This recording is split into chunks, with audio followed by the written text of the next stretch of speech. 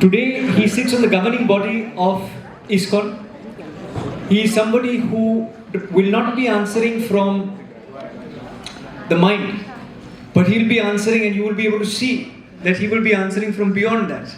And I know that it's sometimes difficult to comprehend, but when you see him in action, you will be able to see that aura, you will be able to see the glow, which I am very fortunate that I have witnessed firsthand. It gives me great pleasure and privilege to be able to welcome somebody whom I greatly respect, and I'm so glad that he's managed to take out time and come here today. None other than Gauranga Prabhuji.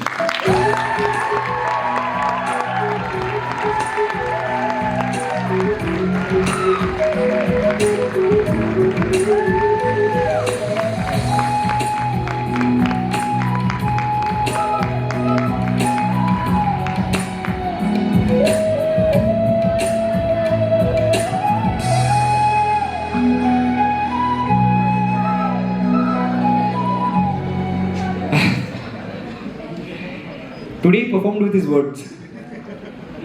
And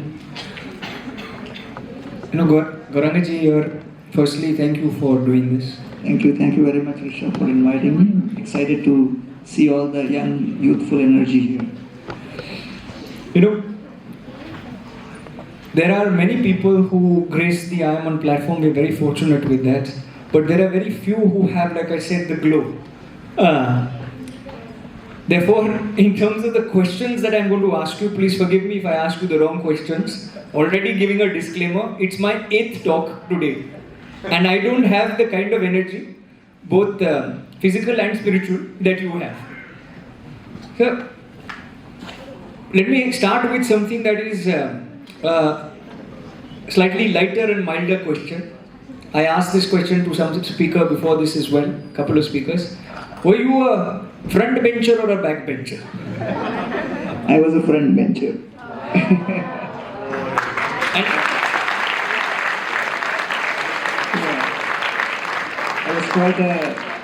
I was definitely a bookworm. So you were the Hermione Granger, the teenage version of Hermione Granger. But I must ask you this. Have you ever been called to the principal's office? Yes, I have been. For getting an A star or for getting a reprimand? For breaking the glass with the cricket ball.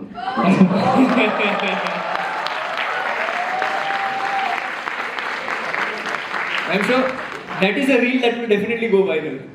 But all the experiences that you've had, when you look back, what is the advice that Gauranga Prabhu would give his 16-year-old self? Remain calm, composed, and creative. Because this is the age where there is a tendency to become agitated and confused. So confusion and conflicts rage very high in this age. So to remain calm, composed, collected is very, very important. So I was fortunate that I had very good mentors in that period. And I come from a small town, Bhilai. So it's a steel city. So we had a lot of students, like my whole cricket team with whom we used to play.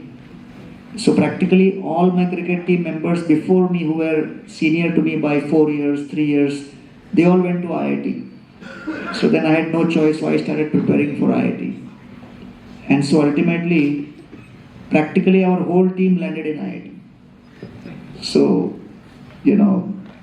everything depends on the association you have. So it's very important for this age group people to have the right association.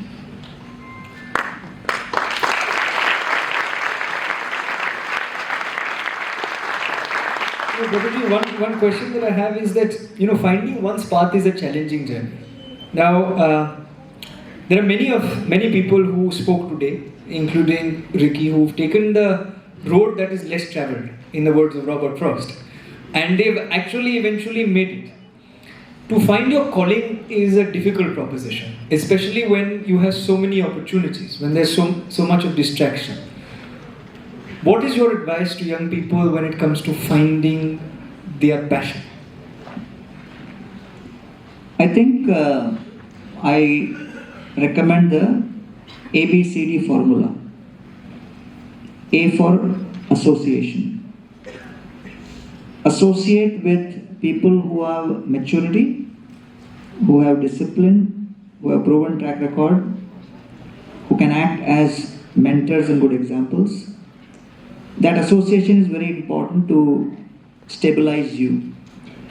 B is books. You have to read a lot, understand various topics existing in this creation. Then you have to analyze what resonates with you the most. C is contemplation. You need to contemplate, introspect, and understand where you stand in the midst of all this. Because typically, when you're excited about something, then you really feel inspired to do that, and you don't need someone outside to tell you that you must do this. So your area of core competence is usually an area where you feel, I can do it alone and I don't need too many people's advice and support for this. When we are operating in an area which is not our area of expertise, we immediately start looking for support. We start looking for people who can help us finish this, do this. So that clearly indicates it's not my core area. When you are operating in your core area, you feel, I don't need anybody's support. I don't need anybody's help. You sometimes even feel, I don't need anybody's advice. And I can go along and do what I feel like. And that's what I call as contemplation. And then the fourth is D, which is discrimination. That amongst all the choices you have, you should be able to discriminate what is the best, which will operate and work for me in my current circumstances and situation. And I tell my story in all my podcasts that I first got attracted to Bhagavad Gita because one of my friends in I.I.T, he was in I.I.T, but he was so obsessed with his academic record of being a topper. So when you enter into the best institutions, but not with the right intentions or with the right identity, then you can also be in trouble. So he tried to commit suicide, although he was always the topper. So I was intrigued and I said, why are you trying to commit suicide when you got such good marks? So he said, in every exam, I get the gold medal. In this exam, I got silver medal. I couldn't handle it. He couldn't handle coming number 2. So that is the level of insecurity people go through when they do not have their mind and their identity under control. So in the same exam, I had 3 or 4 of my other friends. They failed in 4 or 5 subjects. Same exam. And they were moving around campus peacefully, blissfully, as if nothing happened. Blessing others. क्यों tension लेते हो हमको देखो. So I was intrigued because I saw this example, I saw that example. I said, आप लोग बड़े बेशर्म हो, आराम से घूम रहे हो, 3-3, 4-4 सब्जेक्ट फेल हो गए, आपका लाइफ का फिलॉसफी क्या है? And they said, अपना फिलॉसफी सिंपल है, कॉलेज में घुसना अपना काम है, निकालना कॉलेज का काम है.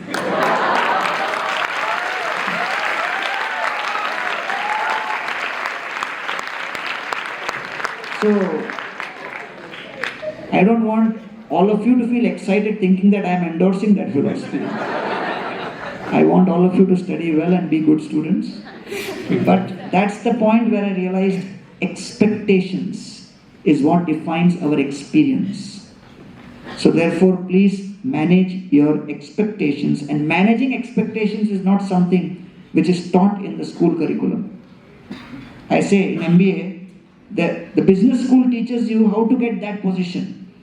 The business school doesn't teach you how to react when someone else gets that position instead of you. So are you prepared for that? So therefore your education in life should be all encompassing, not just book knowledge, but also life skills. Thank you.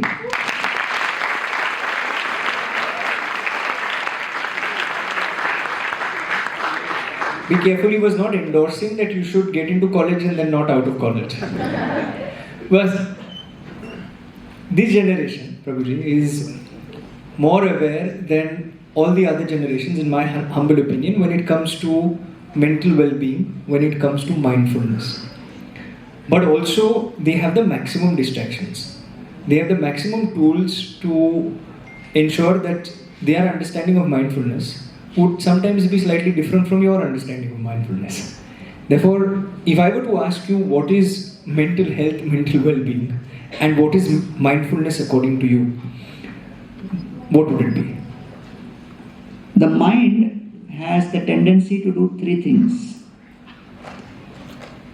Whenever we make a mistake, the mind makes you first of all feel that this is a personal failure.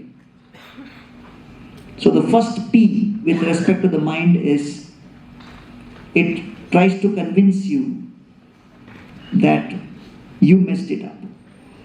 So there is a mistake, there is a problem, there has been some kind of a goof up which has happened, something didn't work out the way we expect. So rather than focusing on the problem, the mind puts the blame on you. So we start thinking, I am responsible and I am at fault. So that is the first P, which is personal. The second P is the mind makes you feel that this problem is pervasive, which means that you made a mistake in this, you are also going to make a mistake in this, you are also going to make a mistake in that, and hence whatever you do now will all be filled with mistake. So the mind extrapolates that particular problem and makes it pervasive. And when it becomes pervasive, you lose your self-confidence. Then the third is the mind then convinces you that whatever mistake you have made is permanent and irreversible. And therefore you are the greatest fool. So these three P's, personal, pervasive, and permanent, are something which you have to be alert about, because it is not the way the mind portrays. And therefore, when I give the example, I say that the Gita is explaining to Arjuna, Krishna is explaining to Arjuna in the Gita, that how in these current circumstances and scenarios you are in difficulty and you need to change and adjust that accordingly. So many of you sitting here have heard the word mindfulness, and now I will explain to you I have first explained to you what is the nature of the mind when it comes to extrapolating problems or kind of making you see problems with a certain lens, that it is personal, pervasive, and permanent. Now the Gita explains mindfulness through Arjuna's eyes when Arjuna asks Krishna, Chanchala me mana Krishna pramati balavadrinam tasyaham nigraham manye vayor iva sudushkaram. He says the mind is chanchal, fickle, pramati, maddened, balavat, very, very strong, dridham, very stubborn. I can control the raging wind, I cannot control the mind. He presents this to Krishna. So many of you must have heard of the Bhagavad Gita. How many of you have heard of Bhagavad Gita? Raise your hand. Yes. So all of you have heard about the Bhagavad Gita. And many people have various misconceptions about what the Gita is all about. Like, I was distributing Bhagavad Gita in the local train and I showed the Gita to one gentleman. And he looked at the Gita and he said, Gita free mein hai na? I said, nahi, 70 rupees, 70 rupees ki hai. He said, Are Krishna spoke Gita to Arjuna free. Why you are charging 70 rupees? क्यों आप 70 रुपए ले रहे हो? I said, sir, Krishna ने गीता अर्जुन को कुरुक्षेत्र में सुनाई, ये बंबई है, 70 रुपए ट्रांसपोर्ट चार्ज है.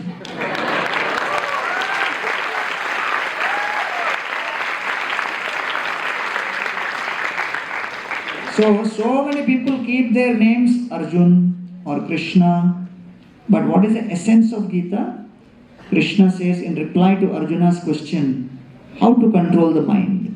Krishna says, Asamshayam, undoubtedly, Mahabaho, O mighty armed Arjuna, who can control and defeat any enemy externally, but with your powerful muscular arms and the expertise of your warfare, you are unable to control your internal enemy, your uncontrolled mind. Asamshayam Mahabaho, Mano Durnigraham Chalam. Durnigraham means very, very difficult to control, and Chanchal. Chalam means fickle. But it can be controlled by two ways. Abhyasena tu kaunteya, vairagyena cha grihyate. Through practice and detachment. So practice and detachment are two ways by which you can focus the mind and convince the mind that the past is unchangeable, the present is unexpected, the future is unpredictable. So why one needs to lose one's sleep over lamenting for the past, worrying about the future, and remaining distracted over the present? Might as well use the current moment, which is the only asset we have, is this current moment. Those who realize the value of that current moment are able to arrest the movement of the mind towards the past and the future and bring it in that present moment. When the mind is arrested at the present moment and focused and absorbed, that is the principle of mindfulness. Thank you.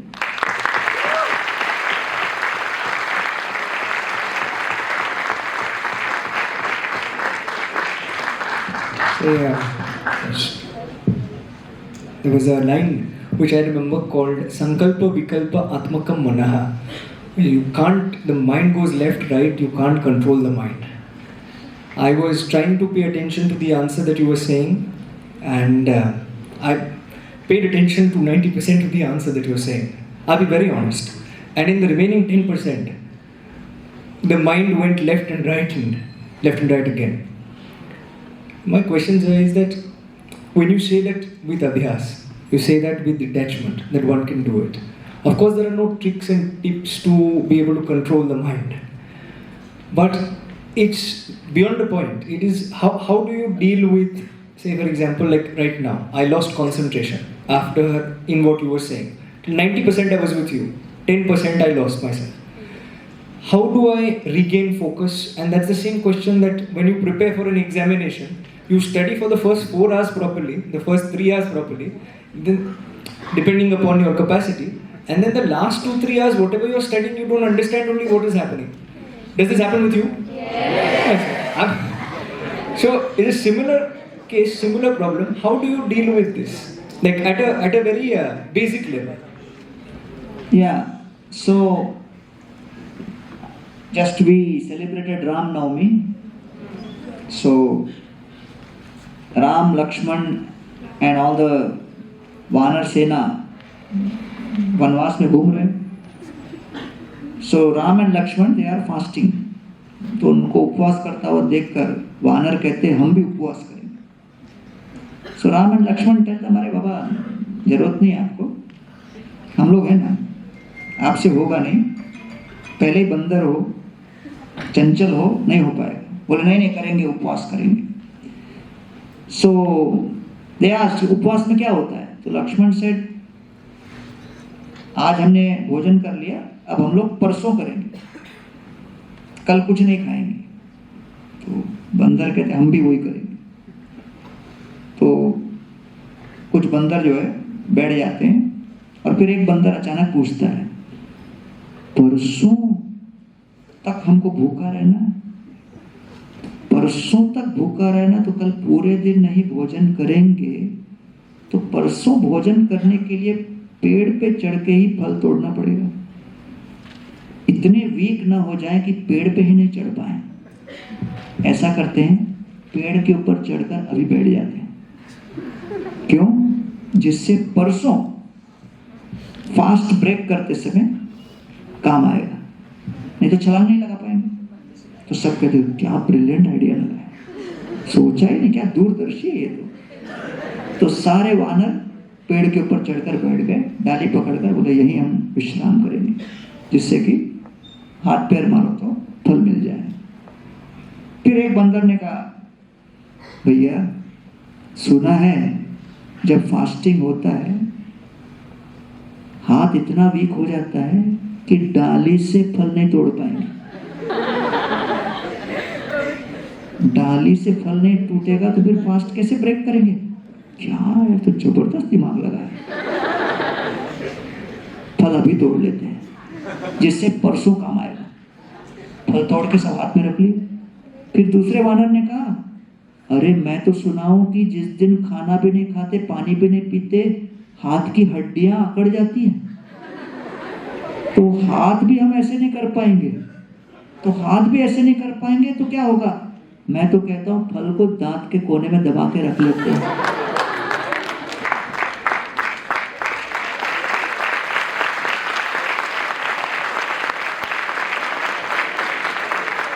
तो फिर दूसरा एक वानर बोलता है अरे मैं तो सुना न केवल हाथ की हड्डी अकड़ जाते हैं जबड़ा भी अकड़ जाता है, तो मैं तो कहता हूं अभी चबा के रख लेते कोने में, परसों काम आएगा।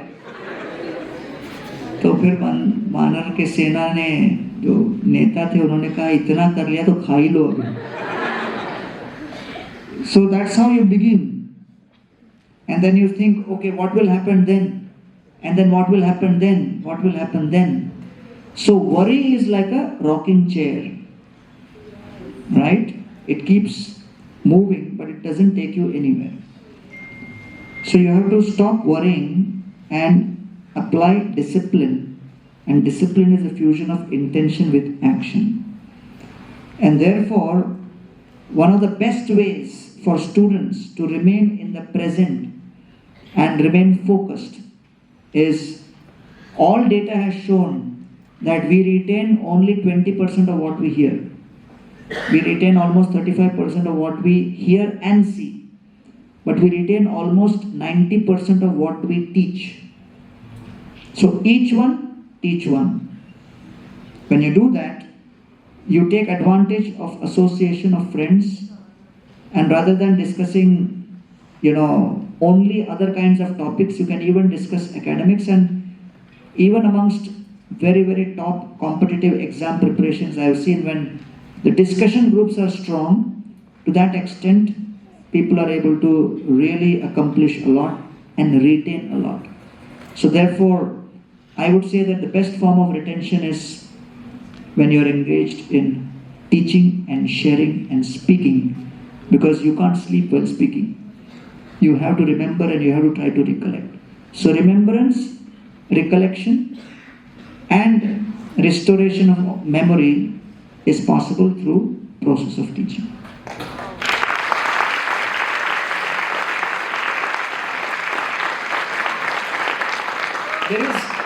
There is this concept which is doing the rounds, which used to be called earlier different things. Now it's called FOMO, the fear of missing out. This is something that is very prevalent in people who were once at I.I.M.U.N, people who are currently at I.I.M.U.N, and people that sometimes we talk to. It is something that I see across. The reason why this is happening is something perhaps you can throw some more light on. But whenever something happens with somebody else, that time automatically young people and just people generally, and I've seen people who are 80, 70 who are very accomplished at senior positions also having saying, अरे पर उनको cabinet position मिल गई मुझे नहीं मिली, उनको ये मिल गया मुझे नहीं मिला. I touch upon it briefly in my book as well, about two gentlemen, one who actually became former president, and that fear of missing out exists to that level, and it starts from childhood. How does one deal with this concept of FOMO? Basically, this FOMO comes from the insecurity created by the ego that my existence is dependent on comparison with someone else. So I say comparing, complaining, and criticizing are the three cancers of the mind. Comparing, complaining, and criticizing. So therefore I really appreciate Ricky that he has created his own genre of music without bothering to compare with anybody else. He is his own tattva. Fantastic.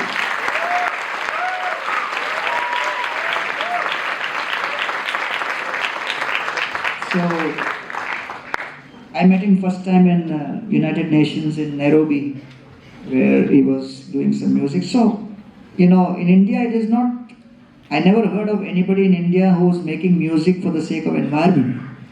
So that itself was very out of the box. So I think, we have examples like this who just follow their heart and do their best in what they can. And I think that's most important, because if you try to do something else which you are not meant to do, you'll make a fool out of yourself. Like I tell this story, there was a big master trainer, and he gathered a group of people saying, I'll coach all of you for public speaking. Everybody wants to be a public speaker. So 400-500 people came. There was this one guy from a village who also wanted to be a public speaker and impress his villagers. So the trainer, he told at the beginning of his talk, if you want to be an expert public speaker, the beginning of your speech should be sensational. To the extent your speech is sensational at the beginning, people will get attracted and they will stay on. And then he said, let me give you an example of what a sensational beginning is. And then he said, the best years of my life were spent in the arms of a woman who was not my wife. And when he said that, everybody was shocked. Is this a scam or something? And then he said, and that woman was my mother. And everybody was excited. Wow, what a brilliant way of starting a speech.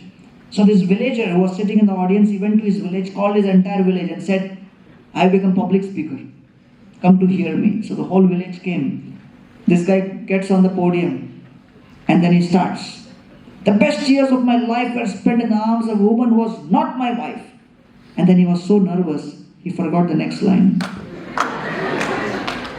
And he was trying his level best to remember. And out of nervousness, he couldn't remember. And then he said, and I can't remember who she was. So that's the kind of situation you land up when you try to be someone you're not meant to be. So each one of you have an excellent role to play. And Rishabh is a great example.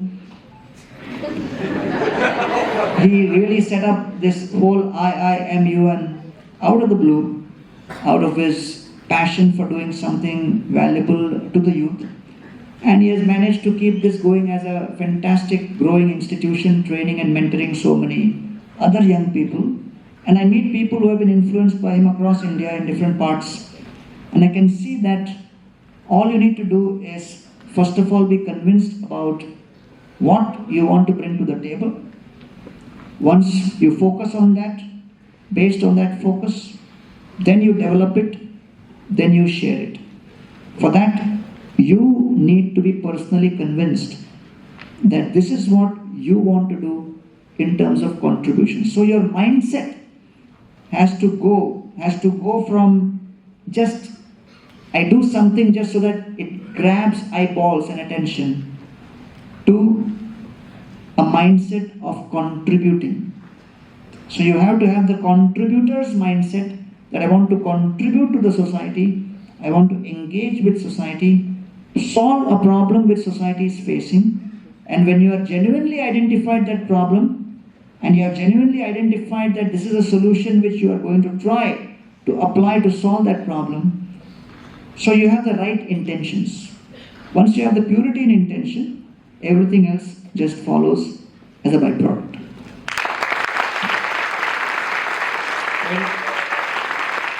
When you have the purity of intention and you have Gauranga Prabhuji, then everything else follows. is what I would like to say. The last question I want to ask you is Vedic vocabulary for Gen Z. Okay. I will give you some words, and if you can explain those words in the simplest manner, using one word as a synonym. You will empower me. When I say Vedanta, Prabhuji, what is the best way, the first word that comes to your mind? Harmony. When I say spirituality? Transformation. Bhakti. Selfless service. Atman. Soul. Paramatma. Super soul. Jnana. What is matter? What is spirit? What is controller of matter and spirit? Dhyana. Meditation. And the final one, basis which, like I told Ricky, we will give you the non-existent hamper. When I say ISKCON. ISKCON, heart transformation.